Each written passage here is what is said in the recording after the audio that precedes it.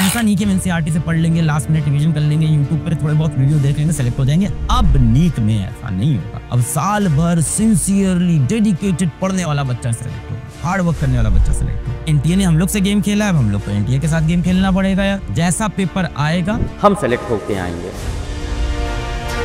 Paper चाहे very easy हो, चाहे इजी हो, चाहे मॉडरेट हो, चाहे डिफिकल्ट हो, चाहे वेरी डिफिकल्ट हो, सभी सिचुएशन के अंदर पेपर चाहे इजी हो, चाहे वेरी इजी हो, चाहे मॉडरेट हो, चाहे डिफिकल्ट हो, चाहे वेरी डिफिकल्ट हो, हर हालत के अंदर सिलेक्शन होना चाहिए। वेरी इजी पेपर में मचा दो, 660 प्लस नंबर लेके आओ। इजी पेपर आता है तो भाई आप कम से कम 620 नंबर लेके आओ। मॉडरेट पेपर आए तो आप कम से कम 600 प्लस नंबर लेके आओ। डिफिकल्ट पेपर आए तो आप कम से कम 580 प्लस लेके आओ। वेरी डिफिकल्ट पेपर आता है तो आप कम से कम 520 प्लस नंबर लेके आओ। इस तरह की प्रिपरेशन होलसम होनी चाहिए। अब हमें इस तरह की सारी प्रिपरेशन को ध्यान देना होगा। तो yes, the preparation for NEET straight line नहीं है, एकदम क्लियर पैटर्न नहीं है कि ऐसा पढ़ना है। हमें हर तरह के पैटर्न को कवर करना है। जैसे जेई एडवांस के अंदर हमें क्लैरिटी है आज कि जेई एडवांस का पेपर इस लेवल का आता है तो इसी लेवल की तैयारी करानी है। जेई मेंस की हमें क्लैरिटी है, इस लेवल का आता है, इस लेवल की तैयारी कराते हैं। बट नीट अब अनप्रेडिक्टेबल है, तो हमें इस कॉम्पिटिशन से लड़ने के लिए हर तरह की तैयारी करनी पड़ेगी। इजी क्वेश्चन भी करने हैं, वेरी इजी क्वेश्चन भी करने हैं, इजी क्वेश्चन भी करने हैं, मॉडरेट क्वेश्चन भी करने हैं, डिफिकल्ट क्वेश्चन भी करने हैं, वेरी डिफिकल्ट क्वेश्चन भी करने हैं। जैसा पेपर आएगा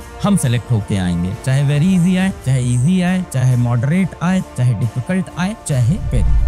जेई एडवांस में क्या बच्चे हर साल सारे क्वेश्चन करके आ जाते हैं? क्या नहीं आते हैं। एक आध एक्सेप्शन छोड़ दो रैंक 1 वगैरह को, तो वो भी सारे तो वो भी नहीं करते हैं। 10-12 नंबर से वो भी छूट जाते हैं। और उसके बाद वो रैंक 100 तक उठा लो तो 30-40 नंबर छूट गए हैं बच्चे के पेपर में, 50 नंबर। जेई एडवांस वाले ये चीज हर बार फेस करते हैं। वो पेपर दे के आते हैं, 180 नंबर आते हैं, कहते हैं हम सेलेक्ट हो गए आईटी में। मतलब जेई एडवांस के अंदर जब वो जाते हैं और 360 में से 180 नंबर आते हैं तो भी वो सेलेक्ट हो गए। आईटी तो मिल ही जाता है 180 को, 50% नंबर पे सेलेक्ट हो गए। नीट में हमारे 720 में से लेटेस्ट से कितने आ गए? 360 नंबर आ गए। तो हमें डर लगने लगता है कि हम सेलेक्ट नहीं होंगे, नॉट सेलेक्टेड, जो कि सच बात है, नहीं होंगे इस बार भी। पर हो सकता हो नेक्स्ट ईयर एनटीए ऐसा कर दे कि कट ऑफ 360 हो जाए। भाई ये तो एनटीए के हाथ में, और इस चीज से उन्हें रोक भी नहीं सकते। क्या पता 2026 का नीट का जो कट ऑफ हो, cut off for government medical college हो, वो 360 नंबर हो। पर क्या ऐसा होने पे number of students who get selected change होंगे? नहीं, सीट्स फिर भी सेम रहेगी, उतने ही बच्चे फिर सेलेक्ट होंगे। तो आप डिफरेंस को समझिए। पेपर डिफिकल्ट होना, पेपर खराब होना वर्सेस सिलेक्शन होना is a different, but select होना इज अलग थिंग। पेपर खराब हुआ, सबका खराब हुआ, कट ऑफ नीचे जाएगा, सबके नंबर कम आएंगे, सबके नंबर कम आएंगे, सीट सेम है, तो वही बच्चा फिर से सेलेक्ट हो जाएगा जिसने रिलेटिवली अच्छा परफॉर्म किया। बेटा टाइम मैनेजमेंट भी तो सीखना है। क्या पता इजी पेपर आ जाए, आप बहुत हार्ड पेपर की तैयारी करके गए हो, तो आप तो सोच रहे हो कि मैंने लेटेस्ट से 80% पेपर कर दिया तो मैं सेलेक्ट हो जाऊंगा। इजी आ जाएगा तो उसमें तो बेटा पूरा करना पड़ेगा। टाइम मैनेजमेंट सीखना है तो इसकी भी प्रैक्टिस जरूरी है। देखो बहुत से लोग भी गलती करेंगे कि इस साल से सिर्फ हार्ड पढ़ लेते हैं, वहां भी एक प्रॉब्लम है माइंडसेट का। जब आप हार्ड क्वेश्चंस करने लगोगे तो आपके दिमाग में ये चला जाएगा, ठीक है मेरे को पूरा पेपर सॉल्व भी नहीं करना है, मेरे को 720 में से 650 नंबर ही लेके आने, which is more than enough. आपके दिमाग में 650 में तो क्या खतरनाक रैंक आ जाएगी, और आपका हाथ और आपका माइंड सब इसी हिसाब से सेट हो जाएगा। ये भी एक प्रॉब्लम बन जाएगा। मान लो पेपर अचानक से इजी आ गया, तो कोई बच्चा होगा जिसने इजी की तैयारी की हो तो टाइम बहुत अच्छा मैनेज करेगा आपके आगे। आप तो मान ही के चल रहे हो 650 नंबर मारने मेरे को इस पेपर में, आपका तो माइंडसेट ये हो चुका है। पर कोई है जिसको पता नहीं यार 700 नंबर मारने हैं। तो इसीलिए दोनों तरह की प्रैक्टिस करनी होगी, अपने दिमाग को ट्रेन करना होगा। एनटीए ने हम लोग से गेम खेला है, अब हम लोग को एनटीए के साथ गेम खेलना पड़ेगा यार। लड़ना तो पड़ेगा ही हम लोग को, हमेशा सेलेक्ट तो होना ही है यार, हार थोड़ी माननी है। अब हमारा ये पर्पस होना चाहिए कि हमें इजी पेपर आए तो भी मचा दे, डिफिकल्ट पेपर आए तो भी सेलेक्ट हो जाए, और मॉडरेट पेपर आए तो भी सेलेक्ट हो जाए। अब ये है कि नीट अब ऐसा नहीं कि हम एनसीईआरटी से पढ़ लेंगे, लास्ट मिनट रिवीजन कर लेंगे, यूट्यूब पर थोड़े बहुत वीडियो देख लेंगे, सेलेक्ट हो जाएंगे। अब नीट में ऐसा नहीं होगा। अब साल भर सिंसियरली डेडिकेटेड पढ़ने वाला बच्चा नीट के अंदर सेलेक्ट होगा, हार्ड वर्क करने वाला बच्चा सेलेक्ट होगा। नेक्स्ट हो सकता है पेपर फिर से इजी आ जाए, डेफिनेटली ऐसा भी हो सकता है, चांसेस कम है। चांसेस ऐसे हैं कि अब पेपर का पैटर्न ये कंटिन्यू रहेगा, क्योंकि हर तरफ से डिपार्टमेंट को एप्रिसिएशन मिला है। बच्चों ने भले ही कितना नेगेटिव बोला, डिपार्टमेंट को जितने भी लोग थे सबने अप्रिशिएट किया कि हमारे लिए पेपर टफ था। उनके लिए तो था कि हाँ पेपर सही सेट कर दिया,